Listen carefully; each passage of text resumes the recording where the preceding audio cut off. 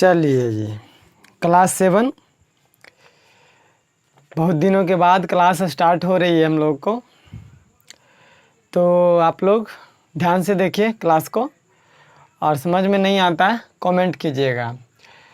और रही बात क्लास 10th वालों ने बहुत दिनों से कह रहे हैं क्लास 10th वालों के लिए हम अलग सा वीडियो बना देंगे। अभी आप फ़िलहाल क्लास 7 देखिए। एक का सी तक क्लियर हो गया था, दूसरा का ए में हम सॉल्यूशन करेंगे। हाँ, क्लास 7 भारती भवन चल रहा है। कौन सा? भारती भवन। एक्सरसाइज 4 का आई का दूसरा नंबर क्वेश्चन है। कहता है एक की उम्र 20 से 10 वर्ष कम है। एक की उम्र 20 से 10 वर्ष कम है। बाबू ए की उम्र और बी की उम्र, देखो डायरेक्ट हम समझ लेंगे इसको, ज़्यादा दिमाग नहीं दौड़ाना है। ए और बी की उम्र, ए का उम्र 20 से 10 वर्ष कम है। ये कम है 10 वर्ष, यानी कि मान लिया जाए 20 वर्ष तो ये 10 वर्ष। अच्छा, आगे समझते हैं। यदि ए की उम्र x वर्ष हो, अरे चुट्टा देखो, मकड़ा मकड़ा देखो, ये देखो, ये देखो, है ना। क्या कहता है?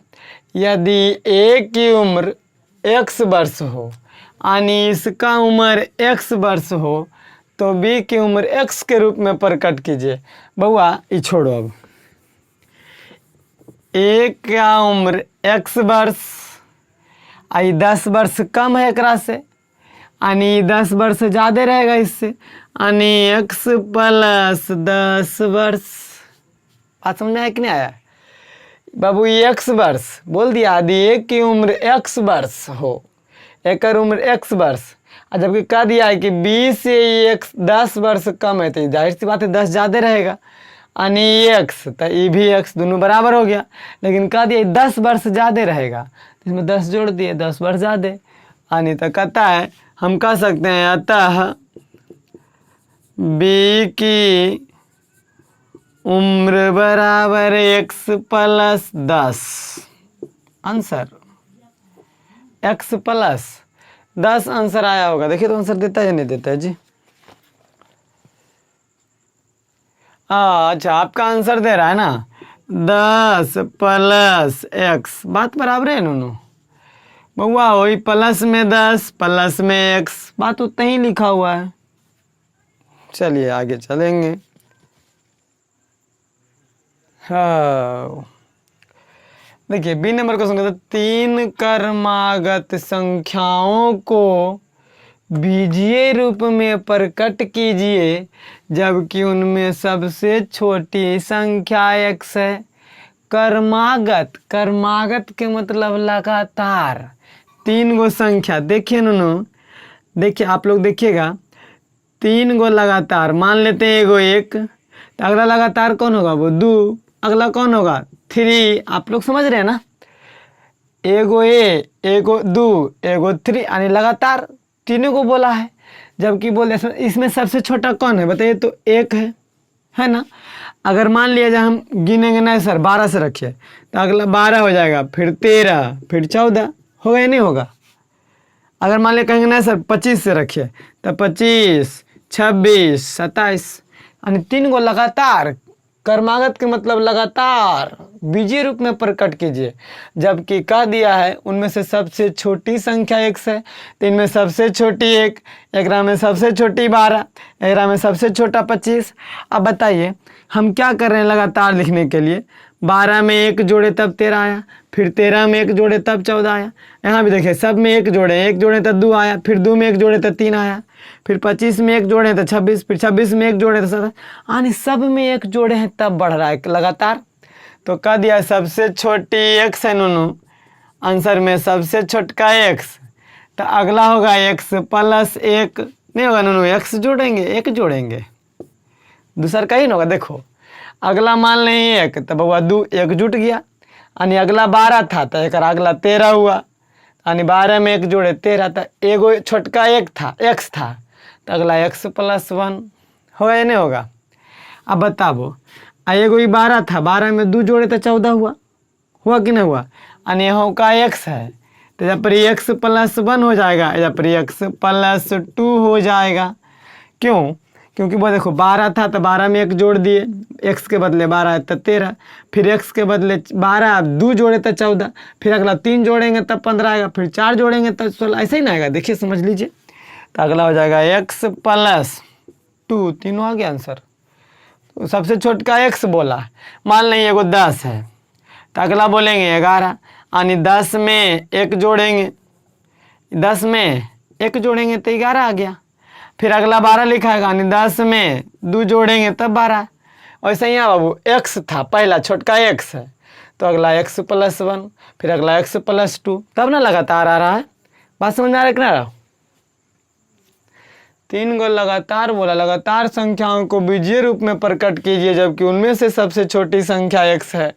सबसे छोटका संख्या x, अगला होगा x +1, दूसर का तीसर का होगा x +2। कैसे हो गया जो समझ में आ रहा है ना? लगातार लिखेंगे मतलब 1 जुटेगा, 2 जुटेगा, 3 जुटेगा, 4 जुटेगा, 4 को बोलेगा तो 4 जुटेगा, 5 को बोले तो 5। यहाँ 3 को बोल रहा था, 3 को लिखने के लिए 3 क्रमागत, एगो सबसे छोटका बता दिया x, तो अगला होगा x +1, फिर अगला होगा x +2, आंसर दे रहा होगा यही। चलिए आगे हम लोग बढ़ेंगे। देखिए दूसरा का सी में क्या कहता है, 3 क्रमागत संख्याओं को बीजीय रूप में प्रकट कीजिए जबकि उनमें सबसे बड़ी संख्या बड़ी बार दिया हुआ है x है। तो मानिए सबसे बड़ी 25 होगा, तो एक बाद कौन होगा? वो 24, एक बाद 23, कुछ मान सकते हैं। सबसे बड़ा 3 होगा, ओकर बाद 2, ओकर बाद 1, ऐसा ही होगा। मान लेते सबसे बड़ी यहाँ पे कुछ मान लेते हैं 45, तो एक छोटा कौन होगा? 44, एक छोटा कौन होगा? 43। यानी सबसे बड़का x है नूनू, तो अगला कौन होगा? वो देखो तो 25 में 1 घट रहा है तो 24 आ रहा है, यानी x में 1 घटेगा। फिर अगला कौन होगा नूनू? देखो तो 25 में 2 घट रहा है तो 23 आ रहा है, यानी x में 2 घटेगा तब आ जाएगा, तीनों आ जाएगा कि नहीं आ जाएगा? एक में देखिए ना, पहला 3 था तो 1 घटा तब 2 आया, फिर 3 में 2 घटा तब 1 आया, यानी 1 घटा तब 2 आया। एजौका x तो x में 1 घट जाएगा। फिर एजौका लाने के लिए इसमें 2 घटा दिए हैं तो इसमें से 2 घट गया, आ गया आंसर। फिर देखो यहाँ भी देखिए, कुछ ले लीजिएगा एग्जाम्पल, इसी तरह से सुटेबल करेगा। एगो सबसे बड़का x है वो, तो उसके बाद छोटका कौन आएगा? उसके बाद 1 घटेगा, उसके बाद छोटका कौन आएगा? इसमें 2 घटेगा, आ जाएगा। 3 को हमको लिखने बोला यदि 4 को लिखने बोलता तो 4 को लिख देते। समझ में आया कि नहीं नूनू? हो आ गया ना? बहुत अच्छा, वेरी गुड, आ गया होगा। और नहीं आया तो कमेंट कीजिए, नहीं तो फिर आप कोचिंग में आकर के मिलिए, समझ में आ जाएगा आप लोग को। देखो बहुत डी नंबर क्वेश्चन में कहता है, किसी समबाहु त्रिभुज की परिमिति 18 सेंटीमीटर है। सबसे पहले समबाहु त्रिभुज किसको कहते हैं वो समझेंगे। समबाहु त्रिभुज किसको कहेंगे जो देखिए परिभाषा देते हैं, वैसा त्रिभुज जिसकी तीनों भुजा आपस में बराबर होता है उसे समबाहु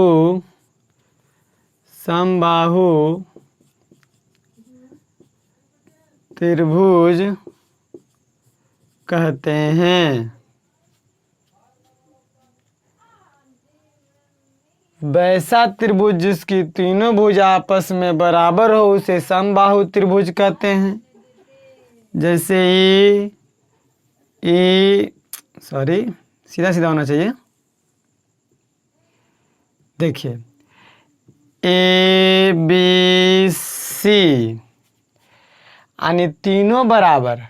यदि मान लिया जाए 5 तो ये भी 5, ये भी 5 सेंटीमीटर, इसका लंबाई 5 सेंटीमीटर, इसका भी 5, इसका भी 5। इसी को बोलते हैं समबाहु त्रिभुज, जिसका तीनों भुजा आपस में क्या हो? बराबर हो। तो तीनों भुजा बराबर है, मान लेते हैं यहाँ पे तो पता नहीं है कि कितना है, x सेंटीमीटर दे दिया। यदि एक भुजा यानी एक भुजा x सेंटीमीटर, तो ये भी x सेंटीमीटर, ये भी x सेंटीमीटर, तीनों x सेंटीमीटर। तो किसी शीर्ष कोण के सामने की भुजा की लंबाई ज्ञात करने के लिए कौन सा समीकरण हल करना होगा? वो अब पता हो गया x कहता है किसी शीर्ष कोण का मतलब ई कोण चाहे ई कोण चाहे ई कोण, कोनों कोण के सामने वाली भुजा के लंबाई ज्ञात करने के लिए कौन सा समीकरण हल करना पड़ेगा? तो अब समबाहु त्रिभुज की परिमिति दे 18 सेंटीमीटर। परिमिति क्या होता है? परिमिति मतलब यहाँ से यदि चलेंगे तो यहाँ से यहाँ तक, यहाँ से यहाँ तक, यहाँ से यहाँ तक, तीनों के जोड़ के उसी को परिमिति कहते हैं।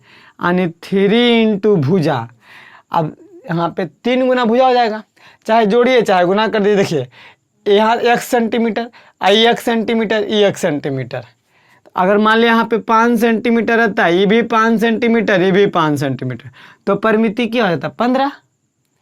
5 गुना 5, 5 जोड़ 5 10 और जोड़ 5 15, यानी तीनों के जोड़ के यहाँ से यहाँ 5, यहाँ से यहाँ 5, 5 5 10, यहाँ से यहाँ 5, 10 5 15, यानी परिमिति 15 हो जाता कि नहीं हो जाता? जबकि यहाँ पे दिया हुआ है x, एगो आओ x तो मिला के 2x, आई x तो 3x, यानी 3x। यहाँ पे परिमिति कितना दे ले बाबू? आयत की त्रिभुज ना, अच्छा त्रिभुज की परिमिति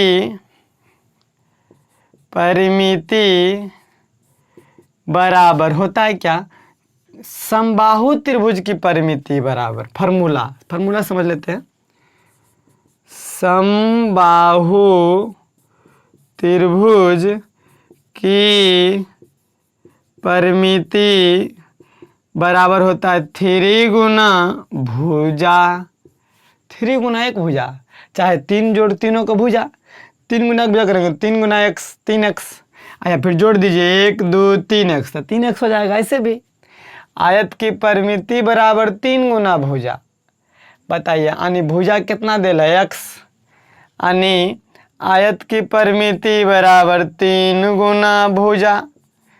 अब परिमिति देल है 18 सेंटीमीटर, 3 गुना भुजा, परिमिति भी परिमिति बराबर होगा जब भी होगा। तो भुजा कितना है अब? 3 गुना x, 3x बराबर 18। यही समीकरण सोल्यूशन करेंगे, आ जाएगा बुआ, देख लो कैसे आ जाएगा। 3 गुना में जा करके भागा में x बराबर 18/3, 6 बार में कट जाएगा, यानी x बराबर 6। बउआ एगो के 6 आएगा, एकरो 6। देखो परिमिति 18 आ गया कि नहीं? 6 6 12, 6 18 आया कि नहीं आया? तो कौन सा समीकरण हल किया हम? 3x बराबर 18। यही आपका क्या होगा? आंसर। बात समझ में आया कि नहीं आया? बोल रहा है समबाहु त्रिभुज की परिमिति 18 सेंटीमीटर, यदि एक भुजा 1 सेंटीमीटर, तो किसी शीर्ष कोण के सामने की भुजा की लंबाई ज्ञात करने के लिए कौन सा समीकरण हल करना होगा?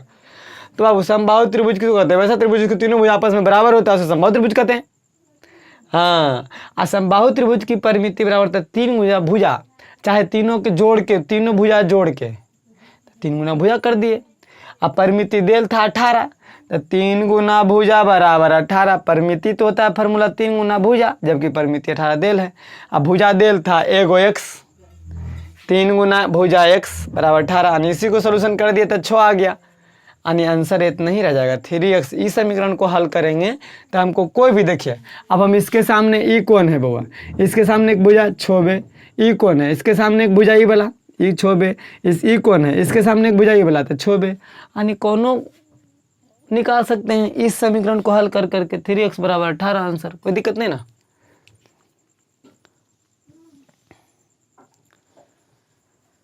हाँ जी, चलिए आगे चलेंगे। यहाँ तक तो हम आशा करते हैं कि आपको समझ में आ गया होगा ये क्वेश्चन 2 का। और 2 तक समझ में आया कि नहीं आया कमेंट कीजिएगा, देखिएगा, उसका अगला बात बताएंगे, कोई दिक्कत नहीं ना। और आप लोग खूब मन से पढ़ाई करो बउआ, क्योंकि पढ़ाई के बिना कुछ नहीं है। आजकल जॉब लेना बहुत टफ काम हो गया है, कंपटीशन बहुत हार्ड हो गया है। तो आप लोग क्या करो कि अभी से रूटीन बना लो, बाबू कुछ नहीं है, जनरल कंपटीशन कुछ नहीं है। 7, 8, 9, 10 जो पढ़ लिया उसके लिए जनरल कंपटीशन आसान है। तो 7 और 8 और 9 और 10 ये कंप्लीट कर लो, बाकी अपने आप सारा कंप्लीट हो जाएगा। और जो बकलोल नियर बैठल है, चाहे बकलोल नियर नहीं पढ़ रहा है ना, आगे चल करके रोएगा, बहुत रोएगा। आगे आने वाला भविष्य जो है ना एकदम महंगाई से खतरनाक हो जाएगा। अभी तो गार्जियन के रोटी पे पल रहे हो बाबू। हमारा जैसा जिस दिन ज़िंदगी आएगा ना, उस दिन समझ में आएगा कि कैमरा के सामने भुकना क्या होता है, कैमरा के सामने आपके सामने बोलना क्या होता है। बाबू खूब पढ़ो, मन लगा कर पढ़ो, और मेरी कामना है कि आप उस आसमान के उस ऊंचाई तक जाओ जहां आपको देखने के लिए सर को उठाना पड़े। आप आसमान की उस ऊंचाई तक जहां आपको देखने के लिए सर को उठाना पड़े, तब आपका शिक्षा सफल हुआ। बस रहने देते हैं, इसी के साथ आज हम क्लास बंद करते हैं। बाकी अगले क्लास में मिलेंगे। अब पर डे क्लास चालू रहेगा।